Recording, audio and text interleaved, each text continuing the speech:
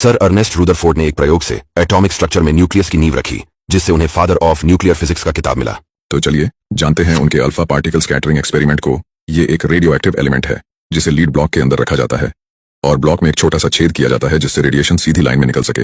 इस radio active element से alpha particles emit होते हैं और एक अल्फा पार्टिकल एक हीलियम एटॉम के बराबर होता है। इस रेडियो एक्टिव सोर्स के आगे एक 210 नैनोमीटर पतला गोल्डन फॉइल रखा जाता है। फिर गोल्डन फॉइल के चारों ओर सर्कुलर शेप में जिंक सल्फाइड की स्क्रीन रखी जाती है जिसकी मदद से अल्फा पार्टिकल्स डिटेक्ट किए जा सके। आखिर में फॉइल और सोर्स के बीच में ग्लास स्लाइड को रखा जाता है। देखिए, जब अल्फा रेज लीड ब्लॉक से सीधी लाइन में निकलकर ग्लास स्लाइड से होकर गोल्ड फॉइल से टकराती है। अब हम ऑब्जर्व करते हैं कि अल्फा रेज में मौजूद अल्फा पार्टिकल्स स्क्रीन पर अलग अलग जगह पर टकराते हुए दिखते हैं। ज्यादातर अल्फा पार्टिकल्स बिना डिफ्लेक्शन के सीधे पास हो गए, जिससे हमें पता चला कि एटम का ज्यादातर हिस्सा खाली होता है। कुछ अल्फा पार्टिकल्स बहुत कम एंगल पर डिफ्लेक्ट हुए, जिससे ये पता लगा कि एटम में पॉजिटिव चार्ज यूनिफॉर्मली डिस्ट्रीब्यूटेड नहीं होता, बल्कि एक ही जगह पर एटम के सेंटर में मौजूद होता है, जिसे सर रूदरफोर्ड ने न्यूक्लियस नाम दिया।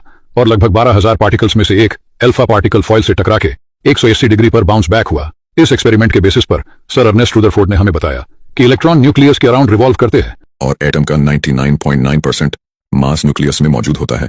न्यूक्लियस का आकार एटम के मुकाबले में काफी छोटा होता है। ऐसे ही भौतिक विज्ञान को समझने के लिए फिजिक्स थ्योरीज से जुड़े रहिए।